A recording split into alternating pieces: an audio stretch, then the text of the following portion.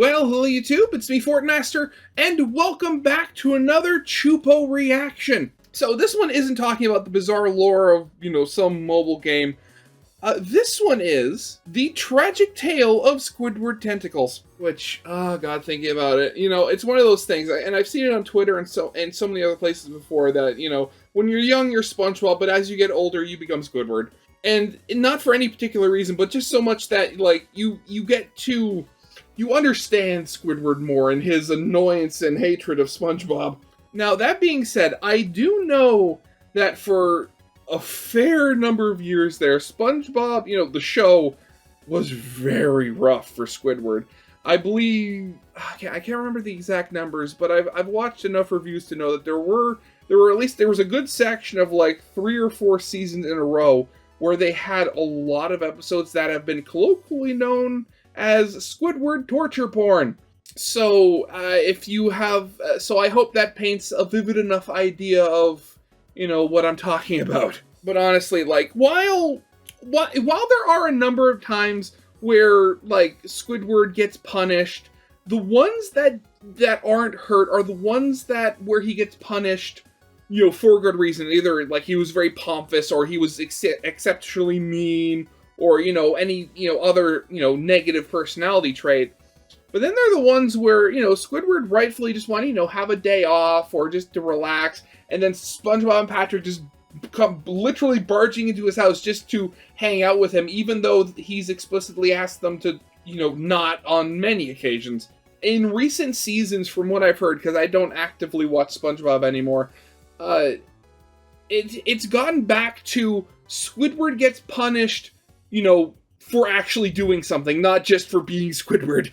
But, given the title of this video, I'm going to guess it's going to give equal weight to both sections of the SpongeBob SquarePants show's history when involving Squidward. Ah, God. So, yeah, we should probably get this thing started. So, yeah, of course, as always, original videos linked in the description if you haven't seen it yet for some reason. Corner video will lead to my Let's Play of the day.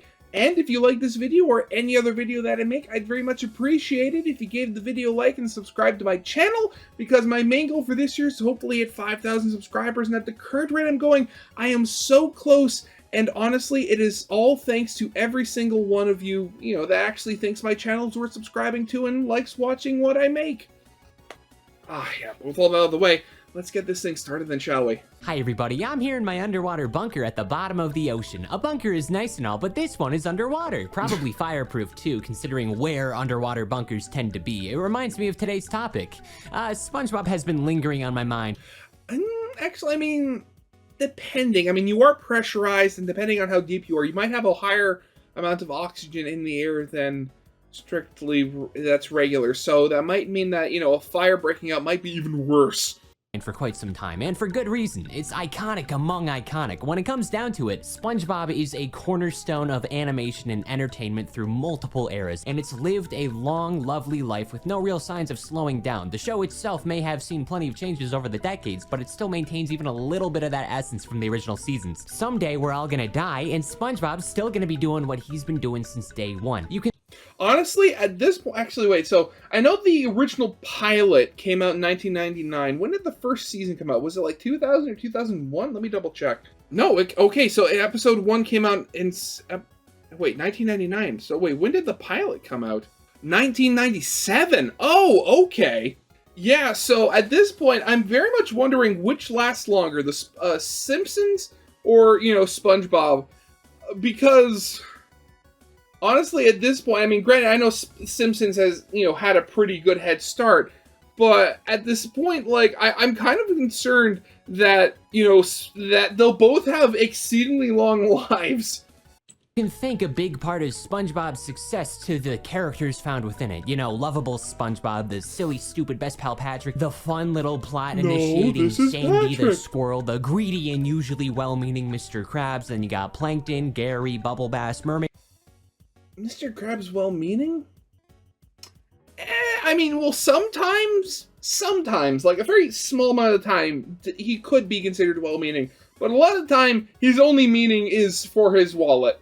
Mermaid Man, Barnacle Boy, Karen, Larry, all the weird one-off side characters that constantly get brought back for no real reason other than occasional nostalgia bait, and a bunch more beyond that. But of all of them, Fred. there has consistently been a member of the main cast I can't quite put my finger on. One who I always come back to for one reason or another. Somebody who's basically enthralled me by their mere existence, invigorating my interest in the story. And that character just so happens to be Squidward J. Quincy Tentacles, better known as just Squidward. For my entire life, he has been the favorite of the lineup. Now,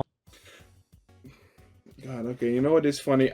I've seen clips, and there was a newer episode where you actually get to meet Squidward's father, and apparently, and the whole thing with Squidward's father is that his job is, like, he makes jokes, practical, like, he makes, like, those joke, like, buzzers and other, like, prank items and stuff like that. And apparently, he named Squidward, even though he's technically supposed to be an octopus, just as a joke. in concept, he makes sense. You got a lovable little instigator of conflict and goofy misadventures. You need a straight man to balance it out. That's the dynamic of so many icons. Wait a minute. Wait a minute. I know exactly where this frame of Pinky and the Brain is from. This is from an episode of the Nostalgia Critic.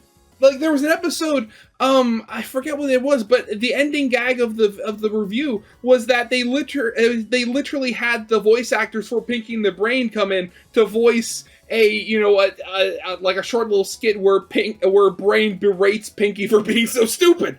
Wait a second, Robbo. What? Are you sure this is for a kid show? Just say it. People have wanted to hear this for years. Oh, really? All right. Yeah. Okay. All right.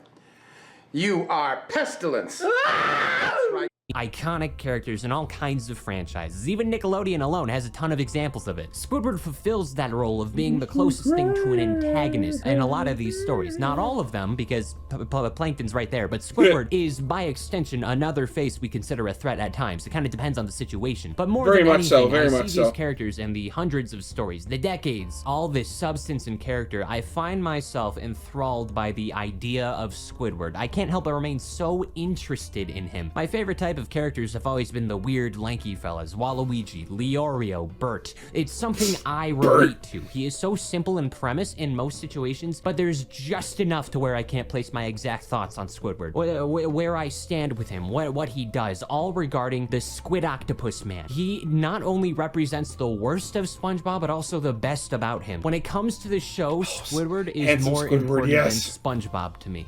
For a time, I saw Squidward as just another face, an octopus with no real purpose other than to be tormented and occasionally bring mild humor or gore. I don't know. Maybe there's something I always missed out on, but when it comes down to it, he is easily the most interesting character in the franchise, and if not, Nickelodeon's entire catalog. But why? Why Squidward? Why is it someone who seems like they, more than anybody else, is on the receiving end to the worst of Bikini Bottom? Someone who's a victim at a base layer, but when you look deeper into his time, it becomes something greater. Well, let's consider what a typical day is like for Squidward, what he does, what the general public is going to see when they think of certain episodes, when they watch.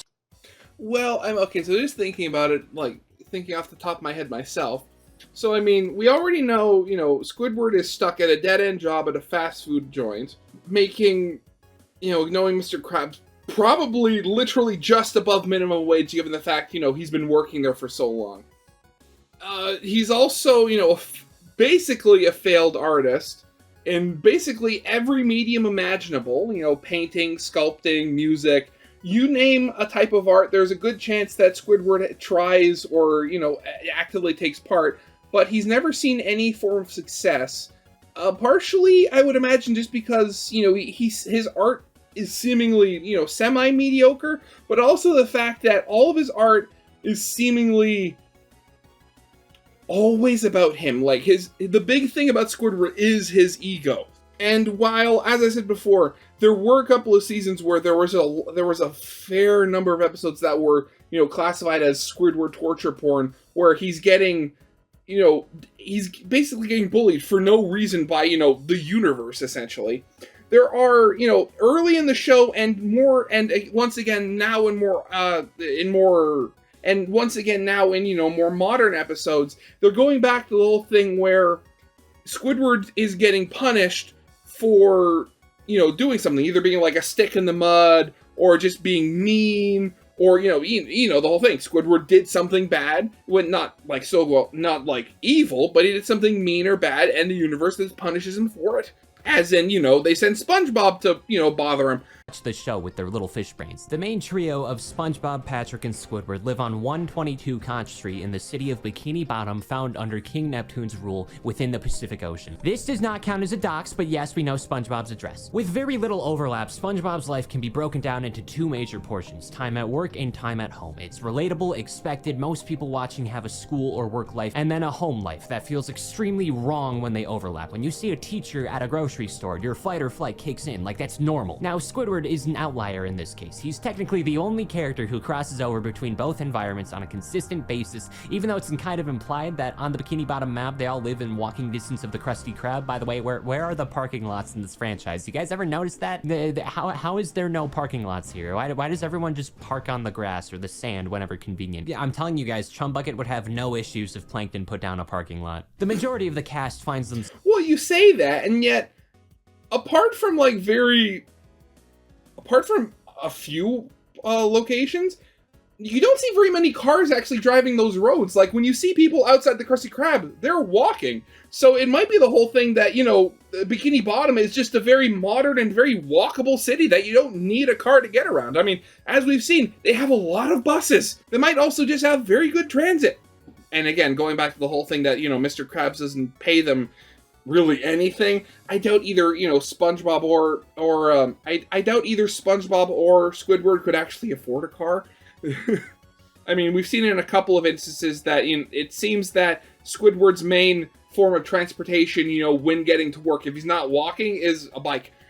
Themselves occasionally interacting in other situations. Gary might run into the Krusty Krab, or for some reason Krabs will trick SpongeBob and Patrick to go on a money-scheming quest on his behalf. The most commonplace one is Patrick just being a customer at the Krab, but Squidward's the only one who works alongside SpongeBob and lives next to him as his neighbor. He, more than any other character, has to deal with whatever hell SpongeBob's gonna drag him through over anyone else. It's why he's in the most episodes behind SpongeBob himself. When we see SpongeBob, we're really watching Squidward as his days in life is pretty quickly decimated due to the little baby sponge hands of his yellow neighbor ruler. And the way this entire show works has made it so a majority of Squidward's public reputation is him being seen in the receiving end of a lot of episodes, moments, injuries, and without exaggeration, all of Squidward's most iconic moments come directly from SpongeBob, and to an extent the world targeting Squidward in specific and harming him for one reason or another. There is a device that exists in Bikini Bottom, and its only known purpose is to be the Squidward killing machine. Do you have any idea what it takes to have an entire invention created with the intent of destroying you in specific? That is a high honor. Come back to me when there's a Choopo killing machine. I want it to be quick and painless, but still look cool, like a giant whack-a-mole replica. In part, this is why the term Squidward torture porn has been coined. When episodes do nothing else but watch him suffer for the giggles and goofs. A lot of the worst episodes of SpongeBob are known for watching Squidward be staggered and exploited for nothing more than some occasional cheap laughs. I don't see Squidward suffer without proper justification. Why is the wrongly accused being rightfully punished? He does not deserve the life he has been brought, and he is doing what he can to get out of it. Why are we watching Squidward, who wants to mind their own business and pursue their personal business, have that be ruined by his neighbors who fail to communicate personal grievances or take it to the HOA? At a point, Squidward could just make phone calls for noise complaints. Why is everything out to attack him? Do they live in an HOA? I remember the one episode where Squidward moves away into like a gated community full of other, Squidward people, or more, other octopuses. That I'd imagine was an HOA, because again, walled off, that parks, every house was literally identical. Given all the shenanigans that happen, I don't think Squidward and, SpongeBob and Patrick live in an HOA. Let's take a look at the episode Security System 5000, where Squidward installs a security system into his house to counteract his neighbors that don't take no for an answer. And then by the end of it, the security system takes control of Squidward's house and begins attacking the city, leaving the mayor to give Squidward community service, even though SpongeBob and Patrick were in his house the whole time and responsible for everything. Yeah, this episode sucks. There are so many instances where Squidward's legacy is on their behalf, where he does nothing wrong and faces punishment for it. Think about it. The magic conch shell, the sea bear incident, bold and brash belongs in the trash. All these goofy little ugly faces of him. Handsome Squidward comes from SpongeBob injuring Squiddy to almost permanently disfigure him. In all regards, Squidward's entire... I mean, disfigure. I mean, it's more the fact that he was made so that, you know, Squidward wasn't used to the attention and just it overwhelmed him, really. Entire life has been shifted thanks to his neighbors who have done nothing but bother him his entire life. And is it not deserved? No, Squidward's kind of a dick. He's rude, he's snarky, he has a pretty sizable superiority complex, in part due to his own behavior. But when you look at it further, we can't consider it all his fault. It's just that the most popular or remembered episodes involving Squidward happen to position him in these situations, sometimes deserved, usually not. SpongeBob is a sweetheart who sees the best in a lot of people, but much of the time oversteps boundaries, not really very much so, yeah. This excited kid who doesn't know better. Patrick has the brain which is weird because, I mean, if I remember correctly from like one episode where it actually showed his license, it showed his date of birth, he's like 30. He's like 30 something years old. Speed of a slug, so him being an asshole kind of just happens when people are too stupid to be aware of the challenges they bring with them. Everyone else sucks occasionally, all people do. It just so happens to be on Squidward's behalf. And why is that? How long has this story been going on for? What do we have to start with? Well, I mean, let's consider the family history of Squidward. Squidward and the Tentacles family tree is very interesting. It's roamed among a line of ancestors with two major groups. On one end, you have warriors, heroes, and members of the greater Tentacles family who sure as hell belong in the salty spittoon, like Squidward's grandma, for example. She has been there since 1927, causing a lot of mischief and frolicking since the Great Depression. And then you get the rest of them. A lot of Squiddy's family is kind of losers, not gonna lie. They collect coins, they write poetry, they play niche secondary instruments, usually badly. First known instance in the Squidward family comes from a medieval jester, Squidly, who vowed to curse his great-great-great-great-great-great-grandson if his clarinet playing was bad. Sure enough, Squidly's clarinet playing was bad, and now Squidward has eternal suffering. This is the face of eternal torment. Now, parent-wise, Squidward's in another good situation because we know a lot of family members of the main cast. I don't think we talk enough about how often we see the outer families of the characters, but weirdly enough, Squidward is an exception, really only having a couple of shorter moments where we see anybody at all. So he and his mom have a great relationship, it seems. Squidward has always given the vibes of someone who with problems at home, but at least one good parent who picked up the slack of the other. The only real time we see proper conflict that comes from Squidward reciprocating his issues comes from when his mom oversteps boundaries when she adopts SpongeBob and Patrick for the bit. I don't...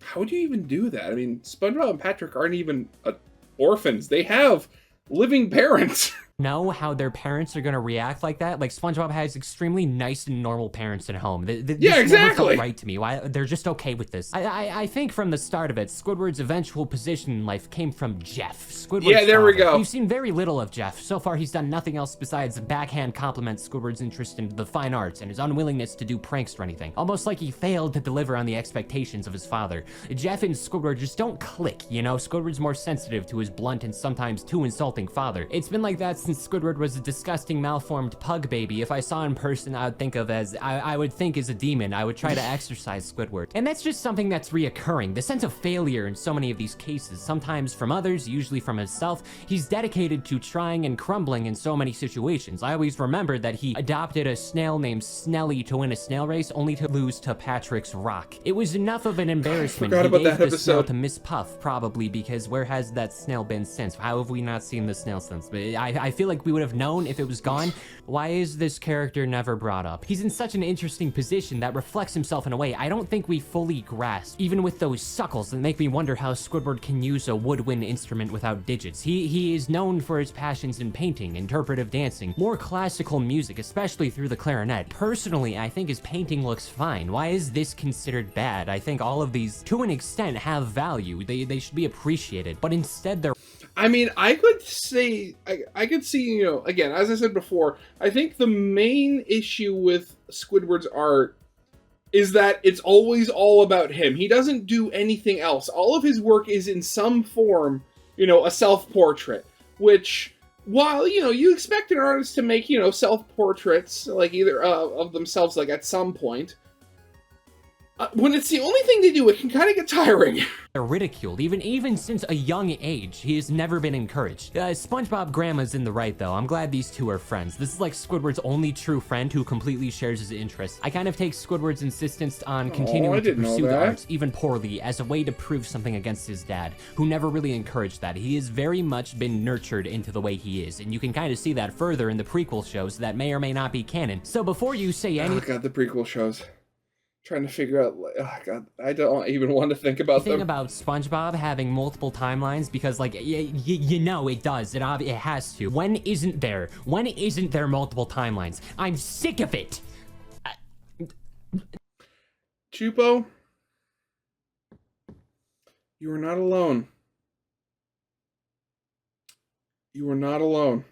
I just bit my tongue. Oh, ow, ow, ow, ow. The existence of these prequel shows immediately retcons some things, like how the characters all met, for example. It completely ignores the rules and lore of the setup. SpongeBob, if I catch this happening again, you're not gonna like what's coming to you, buddy. Camp Coral looks like all these characters smell like cheap rubber. I see the CGI baby Patrick and wish someone would feed him coins and paper clips and then force him to do an MRI. And here Squidward takes the role of a junior counselor, only being a little older than his eventual neighbors, and the eventual banes of its existence. Not all too much to grasp here, other than every character coincidentally being here in what feels like the lamest summer camp I've ever seen. I guess Squidward had glasses for a while. Is that interesting? It doesn't feel like it. Why would you make this only to make a more punchable version of all your characters seeing this? This makes me mad. Their bubbly eyes activate a primal rage within me. Then you also got the Patrick Star Show. This show strays further from the Sponge Bible. Patrick's show just ignores everything and expands upon the multiverse, goofs with the timeline, all that stuff. Maybe I don't really care for Patrick or the Starfish family or Starfish in general. I don't know. The one in Finding Nemo always rubbed me the wrong way. Yeah, the Patrick Star Show, again, it's one of those things I've had the great pleasure of not seeing it in its entirety. But from what I understand, they literally have a door in their house that's a time machine. That should tell you everything you need to know. Again, like, I've poked fun at people, most of the time, Alex Bale and stuff like that, when they try to put, like, logic and, like, a timeline into, SpongeBob, even, and, like, other episodic shows and stuff like that. But, like, it gets to the point where there's, funny, episodic weirdness and stuff like that, and then there's just ignoring literally everything. And these guys aren't doing too well in my little cranium. I just don't feel comfortable around them. And seeing a younger Squidward in his day-to-day life is really interesting to me. Like, we watch as Patrick's parents and Grandma Tentacles live in the same neighborhood, how Patrick's dad refuses to pay Squidward for delivering papers. Eventually, it's revealed that the reason Squidward got employed in the Krusty Krab came from when the Star family ripped apart the concept of time for the love of the game. Everything gets brought back to the modern day, even their old cavemen ancestors, that I feel like making eye contact with could evaporate the entirety of the timeline. I do not trust Patrick Star with time travel ethics. But Squidward fixes it on accident. Mr. Krabs gives him a lifelong loyal job that hopefully won't evolve into something he hates, something dead end, a fast food cashier job that somehow pays enough for a multi-story home in a comfortable, quietish neighborhood with a good location. I feel like Squidward needs to recognize the opportunities around him more. You say that, in a good location, but I have a feeling that with all the shenanigans that goes on with SpongeBob, SpongeBob, even if unintentionally, keeps the property values low in that neighborhood. Often. But yeah, from here we saw how his life of torment and being an odd one out has enabled Squidward into a position of isolation and a desire to be alone with nothing more than the arts and to appreciate them. And for the next few years, Squidward lived, laughed, loved his way through it all until he was middle-aged, when SpongeBob was looking to become a homeowner when a ship dropped a pineapple into the ocean. Even though pineapples lack the density to sink, pineapples float. How is this acceptable? I don't care if there's fire underwater or gravity down here. I need to know how the pineapple sunk, damn it! Here it becomes the life we see in the modern franchise. Squidward has been burdened by two idiots his whole life with nothing more than circumstance and will linger because we know damn well how much the world hates Squidward. It's gotten so bad, he has grown durable to the physical and mental agony he has been thrusted and forced to deal with. It feels somewhat aimless when you consider his POV. Every time he has a goal or objective, somebody's gotta intervene and almost give him a reality check, and a lot of the time, it's kind of deserved. Squidward has always prioritized a paycheck over the well-being of others, others, fed SpongeBob a bomb, falsely sued the Krusty Krab a $1 for his laziness, and been responsible for us seeing that time when he lost a toenail moving on the couch. It's not his fault, but my eyes can't forgive him. There's a reason he's gotten a killing machine named after him. It's mutual, but not to the level where everyone should be targeting him for the worst. We've seen instances of him being rewarded and stepping out of his comfort zone, like his friendship with Larry the Lobster, but even then, all his wins seem to be treated like dirt or always have some sort of obscene monkey paw requirement behind them. He'll find a better job at like Weenie Hut Jr. with higher pay, only to be left betrayed when he finds out the job's obsolete with the implementation of AI. They want to make him a robot, or how about that time Squidward tried making a new friend with a new neighbor, only to succumb to the SpongeBob mindset. And the worst, absolute worst of it comes from Squilliam Fancy, the lifelong nemesis from a shared band class. Everything Squidward wishes he was, beloved, well off, the fanciest among fancy, in his eyes a better man, an enigma of envy and pettiness that infuriates him to see the success of. Time and time again, Squidward Tortellini finds himself unable to escape a world who wants him gone, a place where he is unable to take big risks because of fear of what he doesn't know. So he's left back home in a town not at all too interested in his cashier life, separated from his hopes and his dreams, and Squilliam has him in this position where it just makes everything worse. An episode that always stuck with me is the one about the fancy restaurant, where Squidward gets ridiculed at an unbelievable level. You're so mean! Genuinely, put me in a ring with Squilliam, he dies. He dies. I win. I hate this. I mean, honestly, yeah. I mean, we've seen, you know, when they go on to, when, you know, the SpongeBob characters go on to dry land, they are literal, you know, little, like, Squilliam, I'd imagine, Squilliam and Squidward are probably, like, this tall, like, on the table. You literally, like, for a normal person, all you have to do is literally step on them. This type of person. Why are you so smug? Why are you so mean? You gain nothing. You gain nothing being the way you are. I mean, if you do believe that old Alex Bale theory, it could be because Squilliam and Squidward were exes, and Squilliam was just, you know, trying to rub in, like, trying to hurt Squidward just in any way possible, just because, you know, sucks to be an ex. But really, in the end, it always goes back to Conch Street, the dynamic of the main trio. One that clearly has someone in a significantly worse position than the others. And then one day, enough is enough. In the episode Squidville, Squidward finally takes a chance and moves to Tentacle Acres, a utopia for him, having everything he could have hoped for in life without any sort of complaints. He has dance lessons. He has canned bread. There's not much more you can ask for. That's like the two things in life you need. But dance and bread. I mean, that's paradise right there. You know, the problem with perfection is that it is inherently impossible for something to be perfect. If it is perfect, that means that there is more problems. You can't have a utopia. It's impossible. And although this ends up becoming the perfect life, he starts to grow more and more dissatisfied. He has everything he could have ever wanted, but somehow it's worse than he could have ever hoped for. Because when we watch these characters, the way it all works out, we witness Squidward having an unscratchable itch. It's something that needs to be there as an obstacle that prevents his ideal life, something that, by being stuck with it, gives him a drive to keep going, that being SpongeBob himself.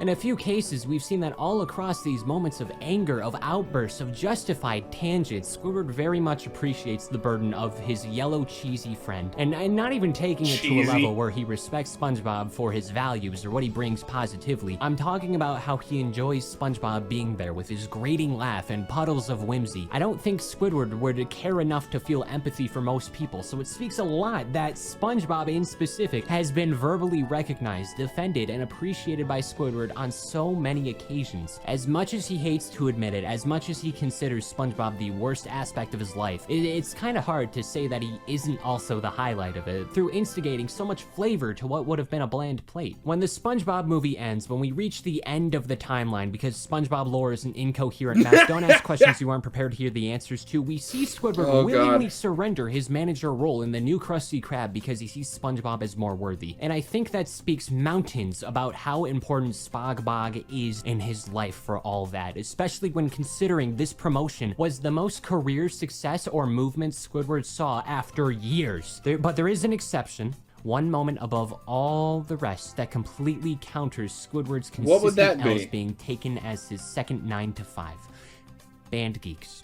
A time where Squilliam basically forced Squidward to build up a band out of the randoms in Bikini Bottom, and somehow, for once in his life, the entire town works together to help him out this one time, and it is wonderful. It's a deserved moment at the Bubble Bowl when they have a beautiful concert, and he is recognized for his dedication and wanting to make something of true artistic value. After all the hate and suffering he's been brought and received, there's finally, truly, a moment of perfect harmony for Squidward Tentacles versus the world. Squidward Tentacles is a loser. He is bald, oblivious, pessimistic, relatively poor work ethic, unaware of the opportunities he misses out on, unconfident, and simply put, alone.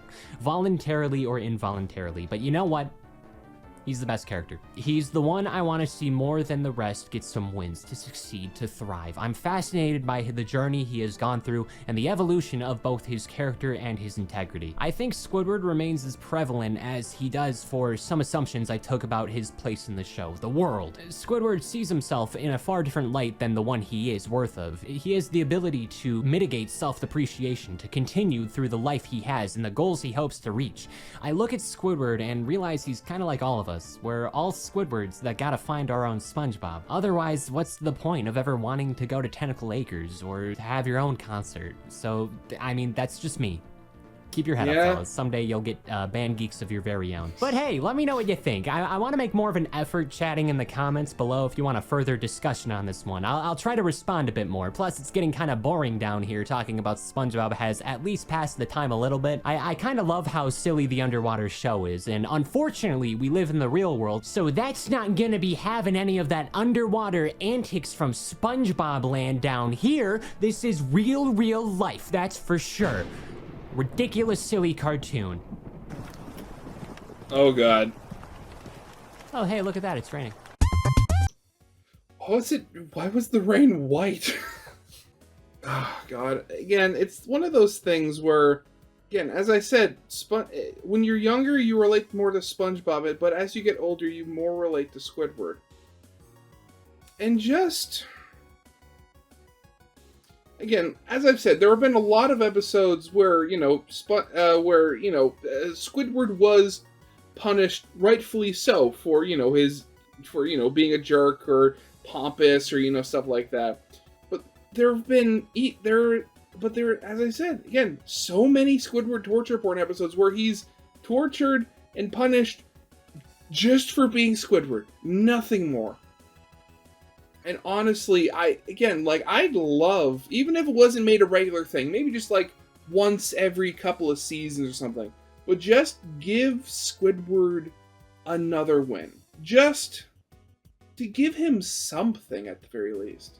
But yeah, that is definitely going to be it for now. So yeah, I hope you guys liked. If you did, leave a like, subscribe if you have not, and I'll see you guys next time.